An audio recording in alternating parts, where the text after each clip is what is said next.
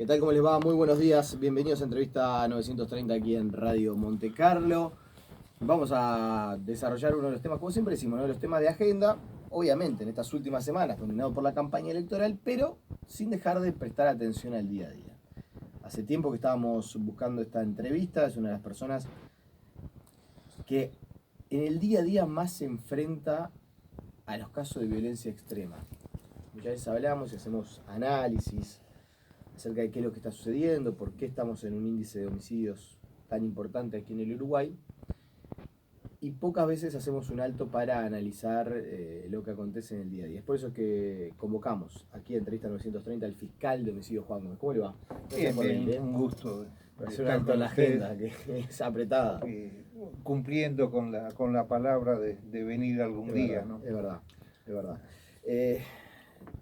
Yo decía, ¿qué tema, no? Porque a veces, tantas veces hablamos de una realidad que uno diría, por suerte, no se es ajena. O sea, por suerte nunca me tuve que enfrentar a una situación de un homicidio, por suerte nunca me tuve que enfrentar a ir a un juzgado y a atravesar por esa situación. Pero por no haberla atravesado y por resultarnos ajena en vivenciarla, no quiere decir que no estemos todos los días hablando de eso. Y de cierta manera se naturaliza también. Sí. Es probable que haya algo de eso, pero yo siempre acostumbro decir, nadie está libre de tener un momento desgraciado en la vida. Digo, eso es, muchas veces he visto tantas muertes injustas que a veces uno se pone a pensar, digo, qué determinismo hay para que a determinadas personas absolutamente inocentes le ocurra algo tan grave como perder la vida, ¿no? ¿Recuerda algún caso que lo haya marcado particularmente? Eso que dice, la verdad, llegué a casa y no pude dormir. Bien, hay muchos casos, pero sobre todo los casos que atañen a niños o a menores, esos son los que nos produce la mayor sensibilidad. Si bien toda situación, yo digo siempre, yo lucho por la vida, mi interés es la vida, pero uno tiene que estar y tiene que entender la realidad, que estamos en contacto muchas veces con la muerte, y muchas veces no puedo hablar de muertes justas. Digo, casi todas las muertes son injustas porque privan a alguien de lo único que uno, de lo más importante que tiene cualquier ser humano, ¿no? Cuando dice casi todas las muertes son injustas, ¿por qué no dice todas las muertes son injustas? No, porque hay algunas muertes que realmente quien pierde la vida merece, asume un riesgo egoísta. Mire, para ser un riesgo cobarde, por ejemplo, en los casos de femicidios, de que las personas se consideran con derecho de quitar la vida a alguien y después ellos mismos se quitan su propia vida, ¿no? Pero sin reparar en el daño que están causando a su propia familia, porque hay hijos, hay menores que quedan ahí sin entender lo que pasó a la sociedad, a la comunidad, ¿no? Entonces, ¿Fiscal desde hace cuántos años? mire, exactamente como me gusta eh, siempre señalar, voy para como fiscal, ¿no? Una cosa es para los 20 años como fiscal, pero ahí yo trabajé en la fiscalía y en realidad empecé a hacer trabajo técnico, para llamarlo de alguna forma, desde muy joven, cuando estaba estudiando. Yo el 16 de septiembre cumplí 44 años, y no como se dijo, porque mucha gente me llamó a felicitarme por mis 40 años. No, no, en realidad son 44 años que estoy en el Ministerio Público, ¿no? Entonces, y muchos, la gran mayoría, por no decir todos, de esos 44 años he estado en contacto de otra forma, en otro tiempo, de una forma muy directa desde el año 1998. En realidad voy a cumplir 21 años como fiscal el 17 de diciembre de este año, de una forma mucho más directa con mi intervención como fiscal en mi departamento, en Rivera, en el departamento de Maldonado por 9 años y 3 meses, departamento que aprendí a querer mucho, que tengo grandes vivencias, no solo profesionales, sino de arraigo con la gente y de contacto con la comunidad. Y desde el año 2009 soy fiscal de Montevideo, para llamarlo de alguna forma, ¿no? Y con el cambio en las reglas de juego, o sea, los fiscales, uno podría decir, los jueces y los fiscales, pero en particular me parece porque los que empezaron a asumir la tarea de liderar las investigaciones son los fiscales, la instrumentación del todavía denominado nuevo código, que en realidad ya de nuevo código ya no tiene mucho, pero bueno, para poder marcar la línea. Cambia mucho el rol que juega el fiscal en las investigaciones. Usted que ha visto todo el proceso, sí, ¿tiene una teoría, una explicación de por qué hemos ido en una línea ascendente de homicidios y no hemos podido revertir ese panorama? Son impresiones que no están fundamentadas en ningún conocimiento especial ni nada por el estilo. Pienso que arranca con la pérdida de valores que gran sectores importantes de nuestra sociedad ha tenido, que se traduce en la pérdida del respeto por el semejante, que se traduce en la pérdida de respeto por su propia persona, y nadie que no se tenga respeto. Uno no puede esperar que mantenga esa situación de respetar a su congénere, a otro ser humano que él no conoce, que no le importa.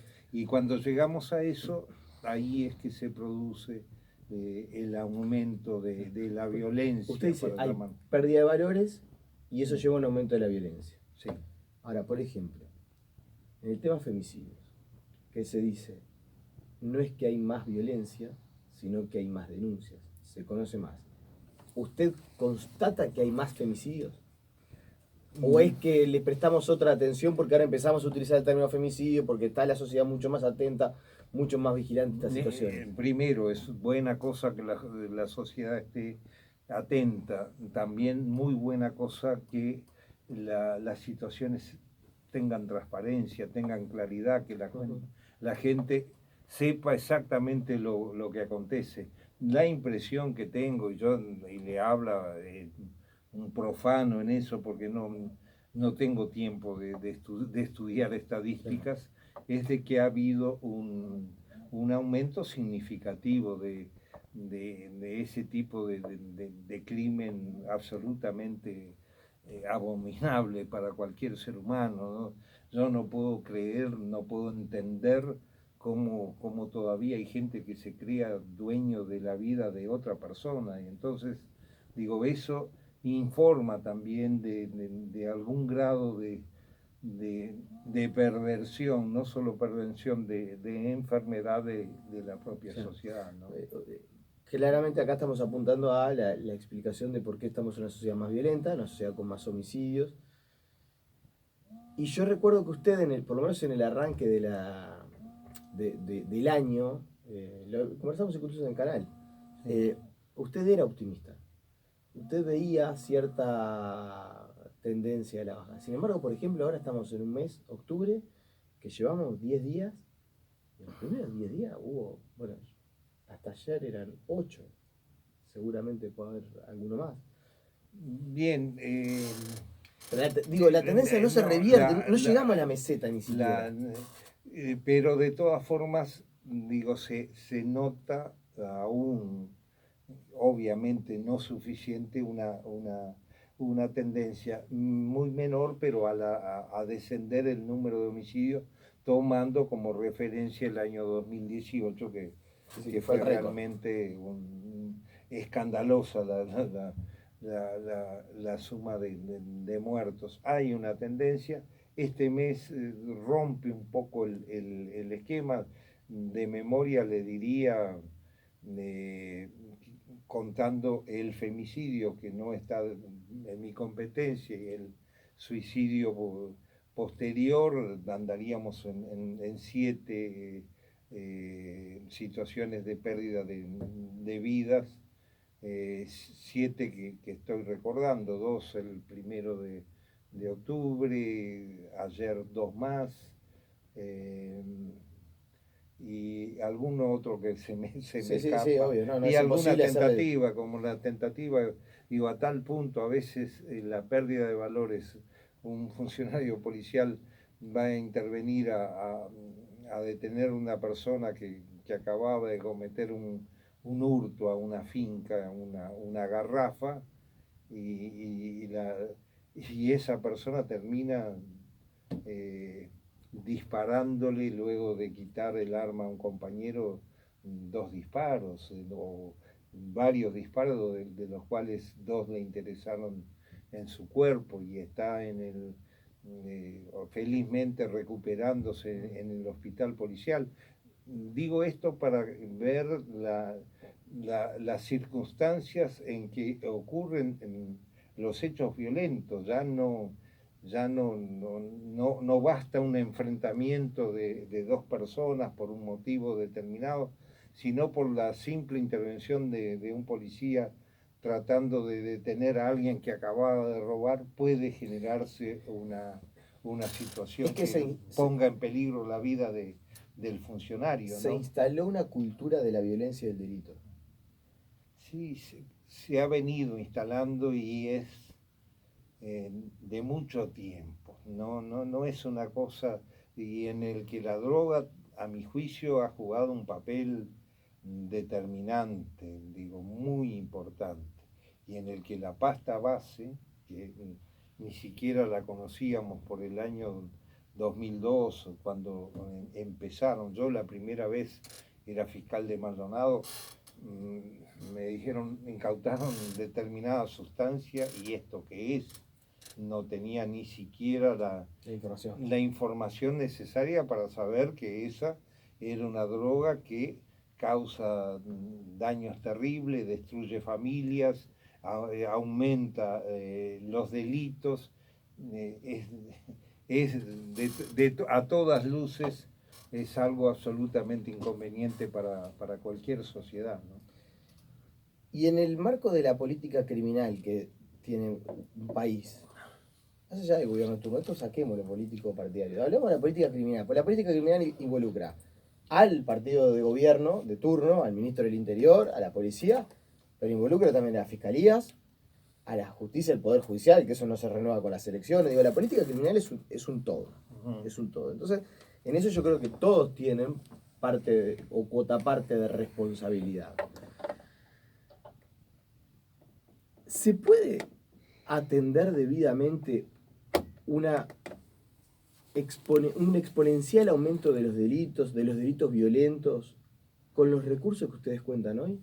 Mire, se debe, no se puede, se debe atender. Y quizá no con los recursos que tengamos hoy.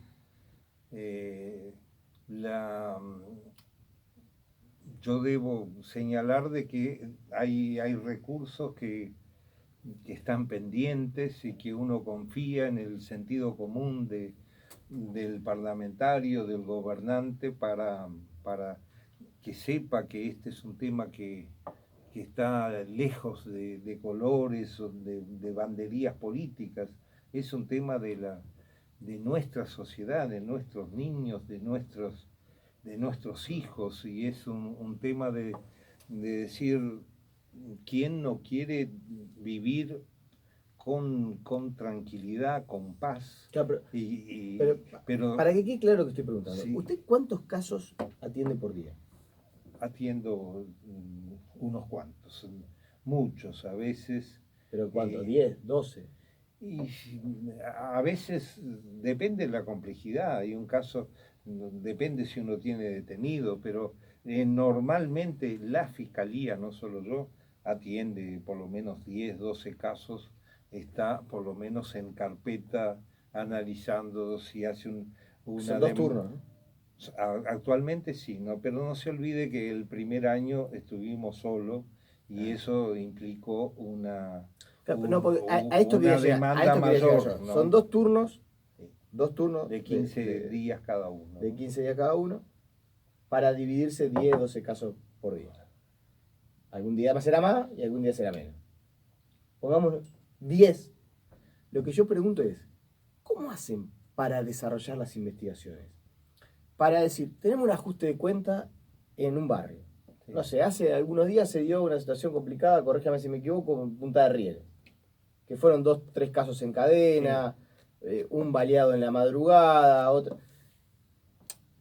No hay que ser detective para darse cuenta que la posibilidad del nexo entre estas situaciones existe, ¿no? Que se marque dentro de una situación de ajuste de cuenta.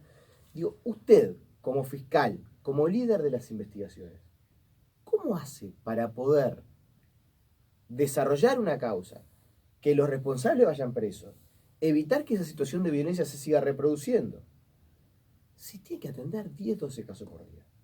Bueno, mire, quizá no me expresé bien, no es que yo deba estar detrás de 10 o 12 casos. Digo, el trabajo de la Fiscalía supone normalmente la atención de 10, 11, 12 carpetas investigativas diariamente, pero no se olvide que es un equipo. ¿Y cómo se hace? Sí, cuando digo usted, porque estoy hablando con usted, sé que es un equipo que usted Sí, lidera. es Que son, corrígeme, 4 son. Tiene 3 yo tengo adjuntos. cuatro colegas que muy dedicadas y bueno, que intentamos cumplir con la sociedad. Yo no tengo otra explicación, otro remedio a ese mal que hacer el mejor esfuerzo, intentar diariamente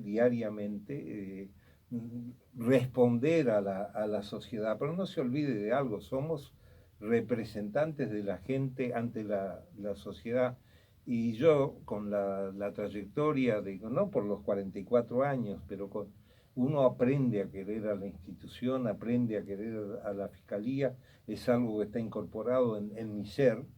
Y entonces, primero está la responsabilidad con la gente, es decir, yo no me puedo decir, tengo demasiados casos, no voy a hacer el esfuerzo. En eso No, pero estamos. de En eso hecho, estamos. fiscal, por algo nosotros lo convocamos, porque la verdad, el trabajo suyo es valorado, no solamente por la gente que nos está escuchando, por el sistema político, el trabajo cuando digo suyo, vuelvo a decir, de usted como parte de un equipo, Sí. por la dedicación, porque nadie le puede decir a ustedes que no trabajan, que no se desloman, que si no hay un asesinato en la madrugada, no vamos a la cobertura de los medios de comunicación y ustedes están ahí, y si es a las 6 de la mañana están ahí, si es, que es lo que corresponde, pero lleva un esfuerzo. Sí.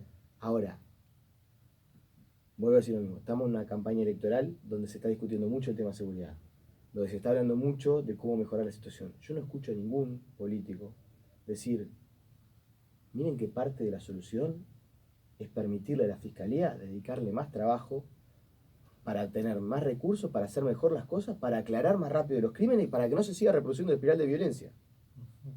Para que los responsables estén tras la reja.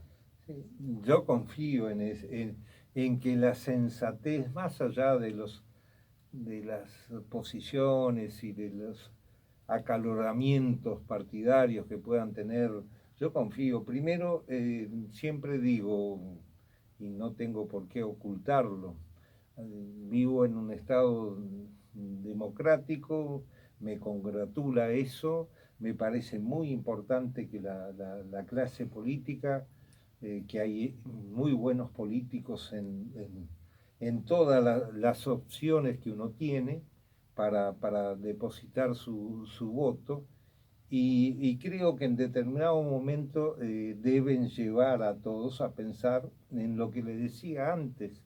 Esto tiene que estar por encima tiene que ser políticas de Estado que miren a la sociedad y a la gente. Y dentro de eso, ¿Pero no le preocupa cuando el debate está ausente de la campaña? bueno, me llama la atención, pero yo supongo que he pasado el momento más álgido de una campaña electoral, la razonabilidad de las cosas llevará a la búsqueda de soluciones. Cuando digo búsqueda de soluciones, hablo de recursos, hablo mire, es muy serio lo que usted dice en cuanto al trabajo. Yo no me pongo en el lugar de decir soy un laburante, por más que pueda hacerlo, pero pienso en los cientos de colegas que están en el interior o acá en Montevideo luchando para, para defender correctamente a la sociedad. Hoy de mañana, tomando declaración a un funcionario policial, uno advierte de que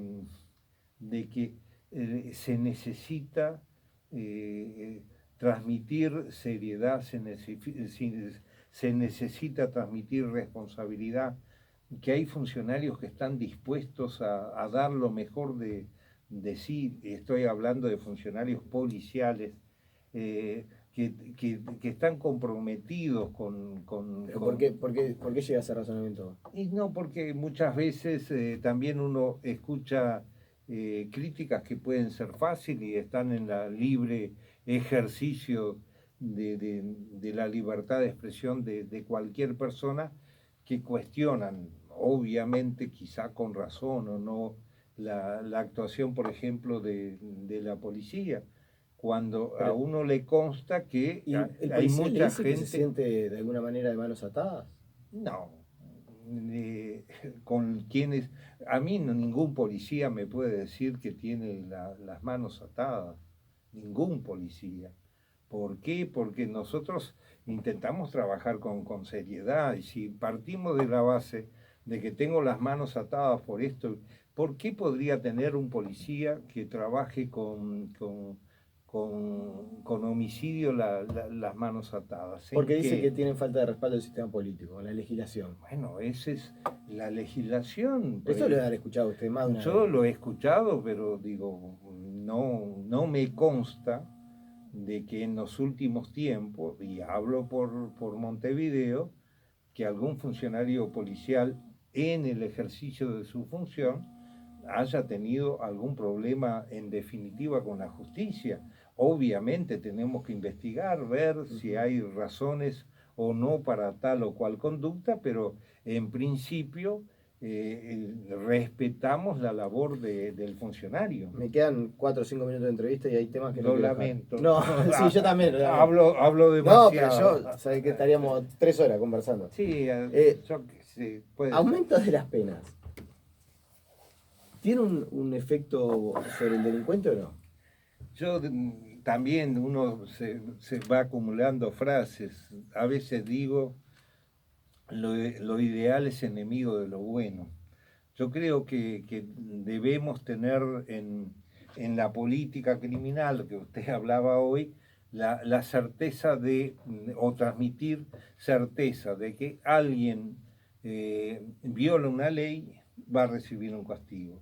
El castigo principal que tenemos es una pena, si bien hay otras medidas Alternativas. alternativas, pero el castigo principal es la pena.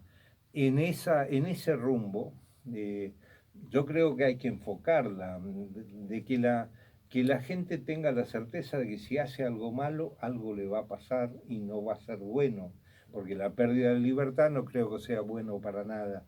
Pero en cuanto a las extensiones, pienso muchas veces que si pensamos en recuperación, en rehabilitación, muchas veces uno tiene que ser prudente en establecer cuál es el monto.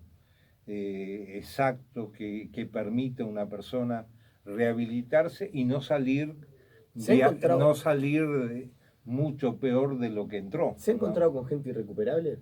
Sí, sí, le digo, y ellos mismos lo dicen. Le dicen a usted, soy Sí, irrecuperable.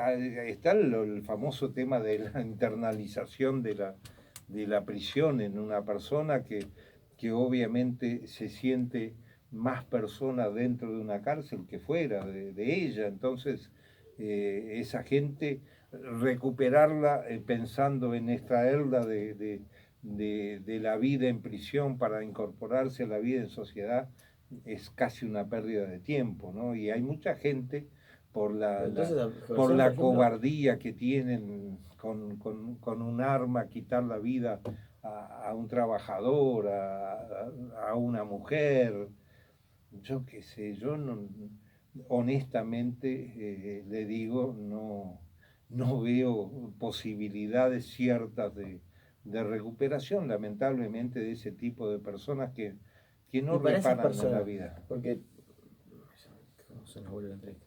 Para esas personas, ¿existe algo que usted dice, se internaliza, prefieren estar en prisión que estar en libertad? Son alguien dentro de la cárcel. Claro. 45 años, que es el máximo que se puede aplicar en nuestra legislación. ¿Es casi una cadena perpetua o en realidad sería bueno tratar de extender para que esa persona, esos casos que usted ve y que dicen no es uno, tarde o temprano terminan volviendo? Yo para casos como el que tuve, que lamentablemente no pude culminar para el asesino de Brisa, la niña, me parece que el 45, el máximo que tenía era lo justo. ¿Pero era justo o si hubiera tenido perpetua le metía perpetua? Bueno, era la pena que teníamos, yo no, ahí No, no pero puedo por eso le aventurar. pregunto, porque usted ahí Sí, habla de sí, claramente un caso que dice no es recuperable. yo considero que no, bueno, no me gusta hablar de los muertos y bueno, pero en definitiva ese caso es un claro ejemplo de que la persona no tenía ningún lado que uno pudiera decir estoy hablando con una persona, ¿no? ¿Ese fue el peor caso enfrentado? No, bueno, fue uno de los más que más me, me chocó, como ser humano, me afectó y me sensibilizó. Pero siempre en el comienzo de mi trayectoria como fiscal, siempre lo digo porque tuve un caso de una niña de 6 años. Yo tenía a mi hija menor exactamente con esa edad, iba a cumplir 6 años. Eh, y fue un caso terrible también en Rivera.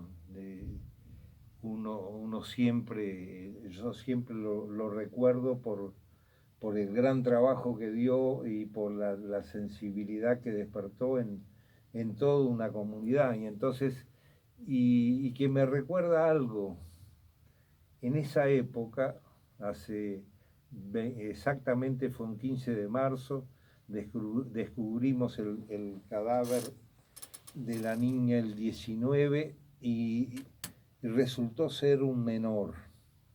Y todo el sistema hablaba de que había que aumentar el tiempo de internación de los menores y 10 años como mínimo. Y a veces veo temas recurrentes y que no hemos tenido una solución acorde a esa O sea que ese menor hoy está en sensación. libertad. Y sí, con 5 años cumple su internación. Me parece que hay casos que es absolutamente insuficiente para corregir un adolescente que comete infracción tan grave. Y mire que me he topado con jóvenes, con los otros días nomás, en un caso de tentativa de homicidio, le pregunto, y ese joven había tenido, según sus palabras, 3 homicidios como menor. Entonces uno ahí piensa, digo, la pucha, no estoy frente a cualquier persona que violó la ley, sino estoy con una persona que uno por lo menos lo mira con extremo cuidado, ¿no? Juan Gómez, se nos vuelve la entrevista. Vamos a volver a invitarlo cuando pueda. No, Cuando la pueda. verdad me agradó mucho, son temas que da para hablar muchísimo. Yo a veces no sé ni por qué me invitan, pero ya que me invitó... Porque es valiosa la experiencia, o sea, porque la gente tiene que conocer el testimonio de quienes trabajan y conviven todos los días con esta situación. Y lo- porque es parte también del Ministerio Público informar a la ciudadanía. Y por bueno, eso me consta que por eso es que viene. eso es lo que trato de hacer, de que la gente merece tener una información real de lo que pasa. Digo yo, a esta altura de mi vida, no, nunca me gustó andar con diciendo cosas que no sean ciertas. Y por respeto al trabajo también del periodista, es un trabajo, el suyo, el de sus colegas, y uno tiene que respetarlo. Le agradecemos su presencia. Con ustedes nos reencontramos mañana en una entrevista a 930. Que pasen bien, chucho.